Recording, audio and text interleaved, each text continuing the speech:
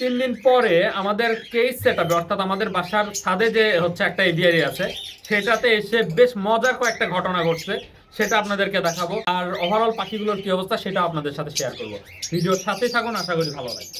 এভিয়ারিতে ঢুকতেই ফার্স্টে যে ব্যাপারটা নোটিস করছি সেটা হচ্ছে আমাদের এই যে জেব্রা ফিন্সটা আছে যেটাও ক্রেস্টেড, বাট আরেকটা বেঙ্গলি ফিন্স আছে যেটা ক্রেস্টেড। এই দুইটা ফিন্স আমাদের লাস্ট আমাদের এভিয়ারির দুইটা ফিন্স পাখি। তো আগে অনেক ফিন্স পাখি ছিল, মাঝখানে আমরা হচ্ছে ফিন্স পাখি পালনটা ছেড়েই দিয়েছি বলা চলে, বাট এই দুইটা পাখি আমরা শখ করে রেখে দিয়েছিলাম। তো যাই হোক, এই দুইটা পাখির মধ্যে খুব সুন্দর বন্ডিং হয়েছে, এরা ম্যাটিং করতে আমি দেখছি এদেরকে। তো এইটা খুব ইন্টারেস্টিং লাগছে আমার কাছে, যদিও ভিডিওতে ক্যাপচার করতে পারিনি। আর ওভারঅল হচ্ছে পাখিগুলো আপনাদেরকে একটু একটু করে দেখাই। এখানে জাপানিজ ক্রেস্টেড আছে যেটা ডিম নিয়ে বসে আছে, ফিমেলটা, মেল পাখিটা পাহারায় আছে হাড়ির বাইরে। এখানে আরেকটা জাপানিজ ক্রেস্টেড দেখতে পাচ্ছেন, এটাও ডিমে আছে। পরের জাপানিজ ক্রেস্টেড পাখিটাও ডিমে আছে। মাশাআল্লাহ অনেকগুলো জাপানিজ ক্রেস্টেড পাখি এই সময়ে ডিমে আছে, আশা করি খুব ভালো কিছু বেবি পাবো।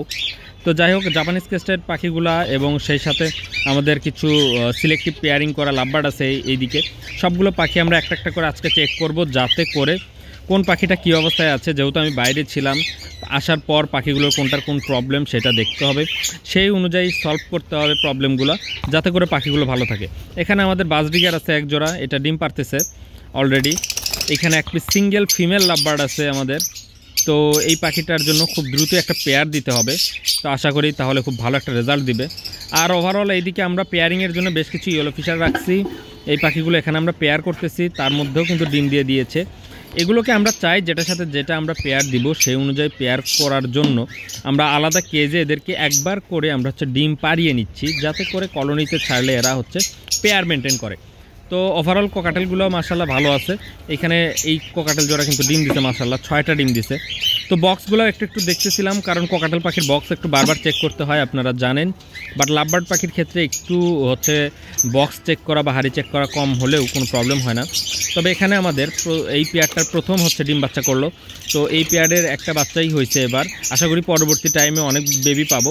তো বাচ্চাটাকে আমার একটু উইক মনে হয়েছে, তো এইটা নিয়ে কিন্তু আমাদের একটু কাজ করতে হবে। তো ভিডিওটা আগে শেষ করে নিই এবং হচ্ছে আপনাদেরকে সবগুলো পাখি আগে দেখায় নিই, দেন এই পাখিটার কী ব্যবস্থা নেব সেটা আপনাদেরকে জানাবো। এদিকে বেশ কয়েকটা কোকাটেল আমরা রেস্টে রাখছি, বক্স খুলে রাখছি দেখতে পাচ্ছেন। আর এটা হচ্ছে আমাদের গ্যালারি কেজ, এখানে কয়েক পেয়ার পাখি আমি রাখছি, বিশেষ করে এই 4 পিস বাচ্চা আছে যেটা আমরা হচ্ছে পরবর্তীতে আমাদের খামারে ব্রিড করানোর জন্য রাখছি। আর দুইটা এক্সট্রা মেল আছে। এই হলো হচ্ছে আমাদের কোকাটেলের গ্যালারি কেজের অবস্থা। এইখানে একটা হচ্ছে ফিমেল লুটিনো ফিশার আছে, যেটার জন্য মেল আমাদের কাছে আছে, বাট মেলটা অন্য কেজে আছে, ওইটাই কিন্তু এখানে আমাদের হচ্ছে দিয়ে পেয়ার করতে হবে। ওভারঅল বাদ বাকি যে কোকাটেল পাখিগুলো আছে একটা একটা করে আমি চেক করতেছি এবং আপনাদেরকে দেখাচ্ছি। পাখিগুলো আলহামদুলিল্লাহ সুস্থই আছে, তো এখন পর্যন্ত কোনো পাখি অসুস্থ চোখে পড়ে নাই। তো এদিকে যে পাখিগুলোকে আমরা অলরেডি বক্স লাগাই দিছি, সে বক্সগুলোও একটু চেক করা দরকার যে আসলে পাখি ডিম দিচ্ছে কিনা বা কোনো পাখি নতুন করে ডিম দিল কিনা, এই ব্যাপারগুলো তো অবশ্যই চেক করতে হবে। যদি বেবি হয় তাহলে দেখা যায় যে আমাদের সফট ফুডের পরিমাণ প্রত্যেকটা খাঁচায় বাড়িয়ে দিতে হয়, যার ফলে কিন্তু লক্ষ্য রাখতে হয় যে কবে বাচ্চা উঠলো বা পাখিটা কোনটা কী অবস্থায় আছে।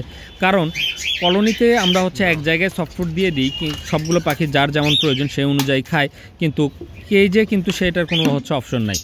কেজে আপনারা যতটুকু খাবার দিবেন বা আমরা যতটুকু খাবার এদেরকে দিব ততটুকুই খাবারই পাখি গ্রহণ করতে পারবে, যার ফলে বেবি যদি হয় তাহলে আমাদের সফট ফুডের পরিমাণ বাড়িয়ে দিতে হয় এবং খাবারের দিকে কিন্তু আলাদা একটা নজরদারি রাখতে হয় যাতে কোনো সময় খাবার শেষ না হয়ে যায়। তো যাই হোক, সবগুলো পাখি আলহামদুলিল্লাহ ভালো আছে, সুস্থ আছে, এটা হচ্ছে সবচেয়ে বড় কথা।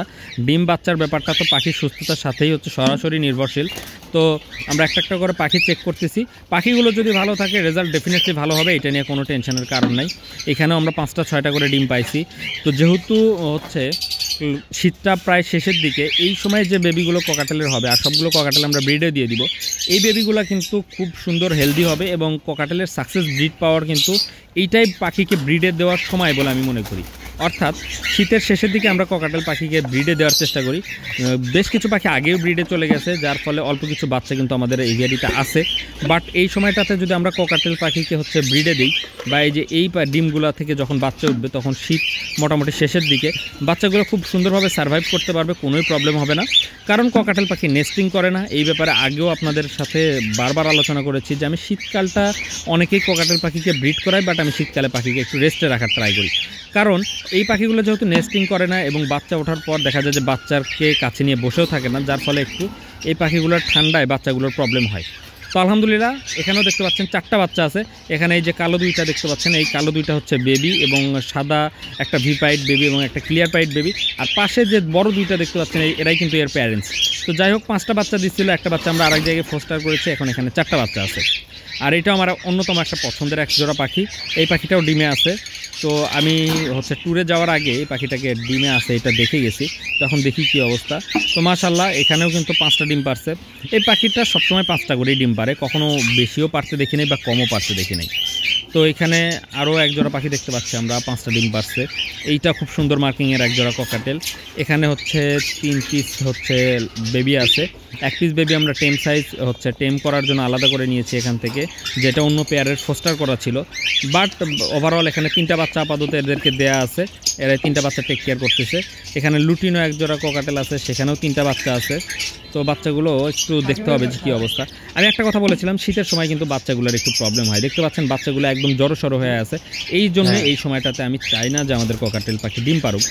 বাট ডিম পাড়ার ব্যাপারটা অনেক সময় কন্ট্রোল করা যায় না। আমাদের হচ্ছে পাখিগুলো আমরা না চাইলেও হচ্ছে দেখা যায় যে অনেক সময় বক্স সরানোর আগে ডিম দিয়ে দেয়, সেই ক্ষেত্রে অনেক কিছুই করার থাকে না। তো আমরা সেই অনুযায়ী মাঝে মাঝে বাধ্য হয়ে পাখিকে ব্রিডে দিই। তো এখানে দেখতে পাচ্ছেন লাভবার্ড আছে, এদেরকে নেস্টিং ম্যাটেরিয়াল দেওয়া উচিত ছিল। তো তারপর কিন্তু পাখিগুলা ডিম পেড়ে বসে আছে। আশা করি খুব ভালোভাবে হচ্ছে একটা ভালো রেজাল্ট পাবো। উপরেও একজোড়া আমাদের লাভবার্ড আছে, পার্সোনাটা লাভবার্ড। দেখি এটার কি অবস্থা। এটা ডিমে ছিল, মাশাআল্লাহ ডিম থেকে সরতেই চাচ্ছে না, দেখতে পাচ্ছেন। এইখানেও কিন্তু একটা বাচ্চা আছে, আরও 4, এবং বাকি 3টা ডিম আশা করি খুব দ্রুতই ফুটবে। তো যাই হোক এইখানে হচ্ছে আমাদের আরেক পেয়ার পাখি আছে, যেটা এখন পর্যন্ত বেবি ফুটায় নাই এবং ডিম নিয়ে বসে আছে। তো সব মিলিয়ে পাখিগুলো বেশ কিছু পাখি ডিম পারছে, এবং বেশ কিছু পাখি আমরা পেয়ারিংয়ের জন্য আলাদা করে রাখছি। তো ভিউয়ার্স, ওভারঅল সবগুলো পাখি আমরা চেক করলাম, তার মাঝখান থেকে এক পিস ছোট্ট বাচ্চা যেটাকে আমার একটু দুর্বল মনে হয়েছে। তো এই বাচ্চাটাকে অবশ্যই আমরা হচ্ছে আলাদা করে নিব হ্যান্ড ফিড করানোর জন্য, যাতে করে সুন্দর হচ্ছে গ্রোথ আসে এই বাচ্চাটার এবং বেঁচে যায়। হয়তো এখানে রাখলে বাচ্চাটা টিকবে না। তো যাই হোক, আর আরেকটা কাজ করা যেতে পারে, এই রকম সাইজের বাচ্চা যেগুলো আমাদের কলোনি এভিয়ারিতে আছে, সেখানে যদি আমরা একে ফোস্টার করি তাহলেও কিন্তু চলবে। তো এটার একটা ব্যবস্থা করতে হবে, এবং আমাদের যে এখানে ব্রিডিং পেয়ারটা আছে এটা আমরা কলোনিতে ছেড়ে দিব। কারণ আমরা হচ্ছে কেজে যে লাভবার্ডগুলো রেখেছি এগুলো আসলে ভালোভাবে পেয়ার করে নেওয়ার জন্যই রেখেছি। তো ওভারঅল আজকের ভিডিওতে এখানেই বিদায় নিচ্ছি, দেখা হবে নতুন কোনো ভিডিওতে। আসসালামু আলাইকুম।